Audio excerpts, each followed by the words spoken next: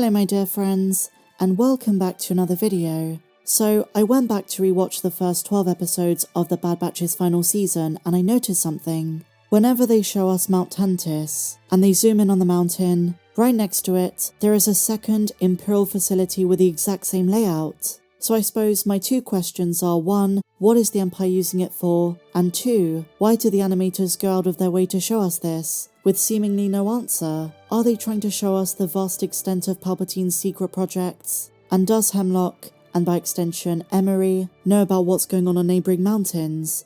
Or again, is it a Palpatine secret? Well, I do have a couple of theories, and the first one is simply the fact, in the expanded universe now called Star Wars Legends, Palpatine had a storehouse just for his treasures. Is that what the second mountain is housing? A second theory is that this is the mysterious scientific facility operated on Wayland thanks again to the expanded universe, known simply as Research Station 61, and it's only made one appearance in the Dark Horse comic series Agent of the Empire, Iron Eclipse. And in Star Wars canon, in Disney canon, the Vader Immortal VR series of games also references Palpatine having had multiple facilities on Wayland, not just Tantiss Base. Could it be used for creature projects, like the Zillo Beast? The truth of the matter is that Palpatine was a mastermind, always prepared for the worst, and could have been for any number of contingencies. What we know for certain is that Palpatine in the expanded universe reserved Wayland just for cloning of all sorts.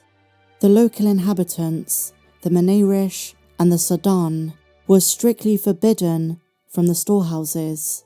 So much so, Tantiss became known as the Forbidden Place. And even in canon, Rampart mentions the secrecy surrounding Tantiss, how it was designed to be unfindable. All I can say is that I hope that one day we do find out. And so staying on the subject of the Bad Batch, my dear friends, we need to talk a bit about Omega. Many fans are convinced, with Hemlock locking her in the vault with the Force-sensitive children, that we're getting pretty close to some Snoke stuff. Not necessarily directly linking to the future First Order leader, we're still far away from that, but maybe them finally experimenting on Omega. Now that it's been confirmed her DNA is the perfect template to house a high M count, what does this mean in terms of practical experimentation? In other words, my dear friends, are we finally going to see Omega as a test subject, in a tube, or handcuffed? I think there's a pretty good chance. And a couple of keen-eyed viewers have gone back to the first season, and have noticed a very interesting piece of foreshadowing. In the episode Bounty Lost, Omega is shaken by some of the Kaminoan experiments, and she says, "I don't want to end up an experiment in a tube." I wonder if there's an irony there, a foreshadowing of things to come. And if true, is Omega literally going to end up an experiment in a tube?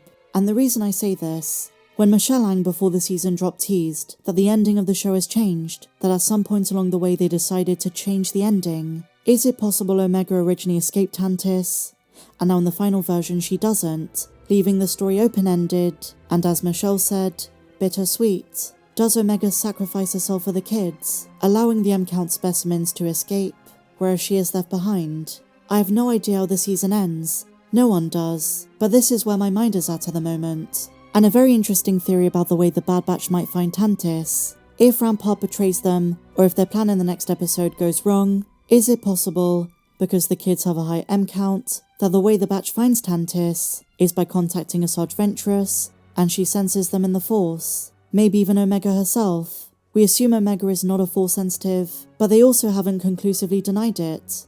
And some fans are adamant that is the way Asajj found Omega on Pabu. She may not have needed coordinates. Just some food for thought. But I do suspect, in the episode Into the Breach, Rampart is going to help the Batch go to the location that could help them find Tantiss, which might be a return to Eriadu.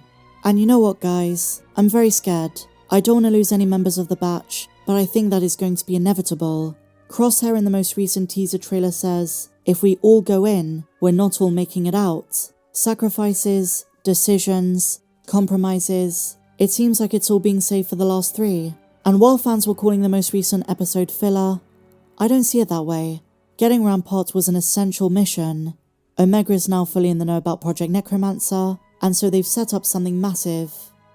And so now, my dear friends, every week after the episodes drop, I tend to do smaller breakdowns of various Easter eggs and things we may have missed. And in this week's episode Juggernauts, there weren't too many, but one notable one was a reference to Rogue One, a Star Wars story. As fans, we were kind of hyperfixated on parallels to Mando Season 2, but there is a very interesting connection to Rogue One, so let's talk about this. The big heist of the episode was in order to get the coordinates to Tantiss. The batch decided to go to the Labour camp on Erebus to break out Admiral Rampart. And going into the next episode, Rampart is going to lead them to where he thinks they can find the coordinates. But it's not going to be easy, and it's going to be a pretty tall task to trust him. But the Labour camp on Erebus did provide a pretty nice tie-in to Rogue One, a Star Wars story in 2016. When we catch up with Jyn Erso after the time skip at the beginning of the movie, we learn that she was placed in an Imperial Labour camp on Wobani.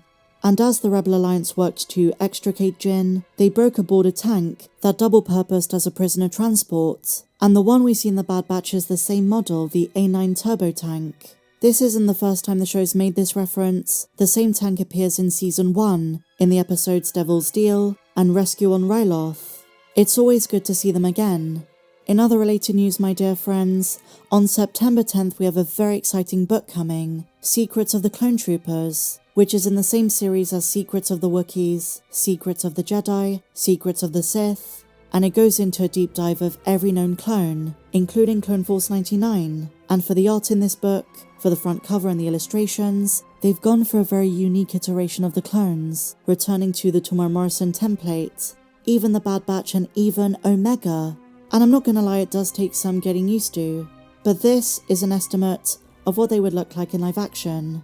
It kind of reminds me of the character illustrations on the side of the Black Series figures. I can't wait to read more about this.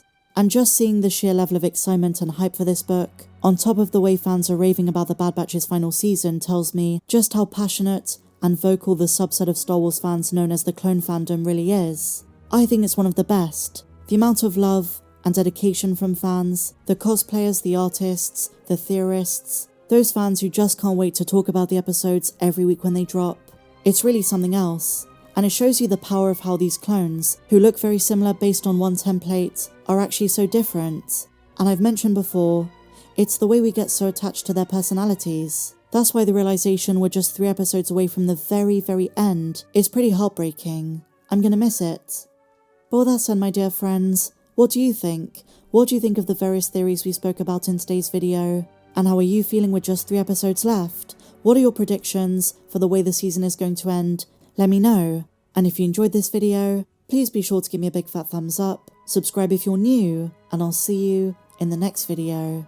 May the Force be with you, always.